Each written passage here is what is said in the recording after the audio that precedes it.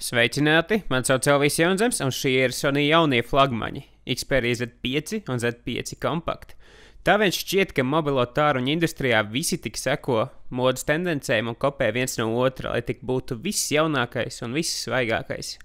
Sony savukārt ir atraduši savu nišu un ar katru paudzi tik noslīpē un attīsta tās lietas, kas Z sērija izceļ uz citu telefonu fona. Tie, piemēram, ir vienīgie starp flagmaņiem, kuri ir ūdens izturīgi, tajā pašā laikā neizskatoties pēc gumijas akvalangiem. Ja pirmajos 4 Z sērijas aparātos lādētāja portu klāja vāciņš, kurš bija jātaisa katru reizi, kad vajadzēja telefonu lādēt, tad tagad gan USB, gan austiņu ieejas ir hermētiskas, un tam vairs nav vāciņu. Nezinātājs pat nepateiktu, ka šie telefoni ir ūdens izturīgi. Vēl viena niša, kurā Sony ir gandrīz vienīgie, ir normāla izmēra vietāruņu cilvēkiem, kuru plaukstas izmērs nav kā Kristapam Porziņģim. Kamēr citi ražotāji uzstājīgi spiež uz 5, 5,3, 5,5, 6 colām, Sony savu flagmanu piedāvā arī kompaktu versijā, kas visus lielā Z5 labumus iestūķē daudz mazāk kā 4,6 colu izmērām. Un, atšķirībā no citiem mini modeļiem, piemēram, no Samsung vai LG, Sony Z5 Compact nekur negriež nost stūrīšu. Tas burtiski ir mazāks Z5. Lai gan Z sērijas ierīces savā starpā ir vizuāli ļoti līdzīgas, jaunajās modeļos ir nelielas atšķirības. Aizmugura un priekšpuse vēl aizvien ir plakans stikla virsmas, bet aizmugura jaunajā modelī ir ar matētu virsmu, kas, manuprāt, izstāsta vareni eleganti.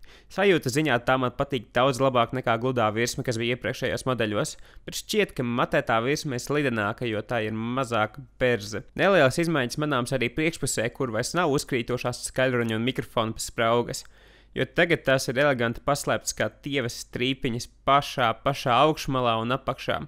Man patīk tas, ka Sony logo ir neuzkrītoši pelēks un nepamanāms. Tādējādi priekšpuse kopumā izstāsta ļoti tīra, bez liekiem un uzkrītošiem elementiem. Līdzīgi pamainīts arī sānu apmalītes. Tās ir apaļotas no maigi matētas plasmasas kompakta un alumīnija lielajā modelī. Un tagad kreisajā sānā ir iegravēts elegants Xperia logo. Visas pogas ir saliktas labajā sānā, kur atrodama vispirms jaunā atbloķēšanas poga. Tā ir lielāka, plakanāka, un, kas ir interesanti, tā darbojas arī kā pirkstu nospiedumu lasītājs. Manuprāt, tā ir ģeniāla vieta sensoram, jo atbloķējot telefonu, pirksts jau tur atrodas un nav jāmeklē vēl kaut kur citur sensors, aizmugurē vai priekšpusē.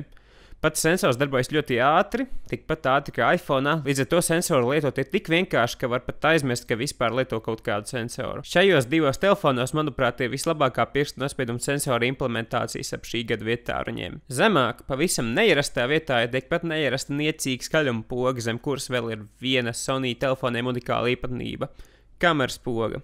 Un tas ir lieliski, ka kamēr citi ražotāji jau ilgu laiku ir atteikušies no īpašas kameras pogas, Sony vēl aizvien tādu piedāvā. Runājot par kameru, tā arī ir saņēmusi lielisks uzlabojums. Pēdējos 4 modeļus Sony telefoniem ir bijuši lieliski sensori, bet to bieži vien izpurgāja programmatūras procesēšanas īpatnības, padarot lielisks attēls izsmērētus. Ne Z5. Jaunajā modelī Sony beidzot ir uztrāpījuši uz pareizā algoritma, un tagad lieliskais sensors veido lieliskas bildes, košas, detalizētas un precīzas. Vislielākais uzlabojums Z5 kamerā ir jaunais autofokus, kurš ir neticami ātrs. Nospiež kameras pogu, un kamera jau ir fokusējusies. Neticami ātri. Z5 Compact patiesi ir lielā Z5 mazā versija. Un tam ir tā pati kamera, tas pats čipsets un tā pati programmatūra. Es uz ekrāna tagad parādīju dažas atšķirības starp abiem telefoniem, bet pa lielam abi ir ļoti līdzīgi. Z5 Compact ir 720p ekrāns, bet lielajam Z5 ir 1080p. Un, lai gan salīdzinājumā ar konkurentiem tas šķiet konservatīvi, šīs izšķirtspējas vēl aizvien ir lielisks balanss starp augstu blīvumu un veselo saprātu. Galu galā, pikseļu mīļiem Sony ir sarūpējuši kaut ko pavisam īpašu, ko es apskatīšu jau pēc dažām nedēļām. Abiem ekrāniem ir ļoti labas, patīkamas krāsas, un kopumā man šie ekrāni ļoti labi patīk. Abus telefonus darbina Qualcomm Snapdragon 810 chipsets, kurš šogad ir bijis problēmas sakne vairākiem šī gada vietāruņiem ar savām pārkaršanas problēmām. HTC M9 palika nepatīkami karsts spēlējot spēles vai pat apdeitojot aplikācijas.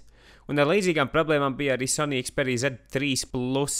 Z5 savukārt izmanto šī chipseta revīziju, kā arī unikālu dzēsēšanas sistēmu, Un, lai gan telefons, skatoties HD video, vēl aizvien nedaudz uzcila, tas vairs nav tik traki kā pirmajos šī čipseta telefonos. Lai gan Snapdragon 820 solās būt vēl labāks, šim brīdim Z5 ar jaudu ļoti komfortabli pietiek. Vienīgi žēl, ka kompaktu modelim ir tikai 2 GB operatīvās atmiņas un nevis 3. Lai cik dīvaini tas neliktos, man šķita, ka kompaktu modelim baterija tur labāk nekā lielajam modelim.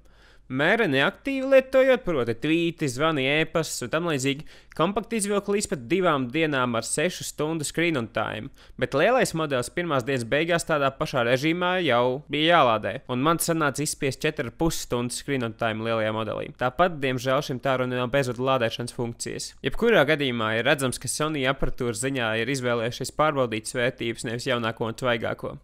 Viņi ir pilnveidojuši savus ekrānus, kameras un kopumā abi telefoni ir ļoti mūsdienīgi un patīkami lietojami aparāti. Man ļoti patīk tas, ko viņi ir izdarījuši ar programmatūru. Sony ar katru Android versiju arvien vairāk atsakās no saviem risinājumiem, atzīstot, ka Google piedāvātās funkcijas ir vienkārši labākas. Piemēram, 5,1 Lollipop, kas darbina abus šos telefonus, ir ļoti tīrs un viegls, un tas, neskaitot dažas ikonas un pielāgojumus no Sony puses, izskatās maksimāli līdzīgs tīriem Android, kas darbina Nexus ierīces. Abas Z5 ierīces ikdienas darbībā ir subjektīvi, tikpat ātras kā Nexus, un nekur nav aizturs vai bremzes. To vislabāk parāda tas, cik ātri atbloķējas ekrāns. Es nevarēju nepamanīt to, ka es nospiedu pogu, un gandrīz momentāni ekrāns jau bija ieslēdzies. Tātad, Sony Xperia Z5, lielisks dizains, ātra un kvalitatīva kamera, labs ekrāns, uzticama baterija un ekscelenta ātrdarbība. No abiem telefoniem interesantākais, protams, ir kompaktu modelis, jo, ja lielajam modelim jākonkurē ar tādiem aparātiem kā Galaxy S6, LG G4 un Nexus 6P, tad kompakts pavisam burtiski ir unikāls. Šajā izmēra grupā tam nav konkurenta.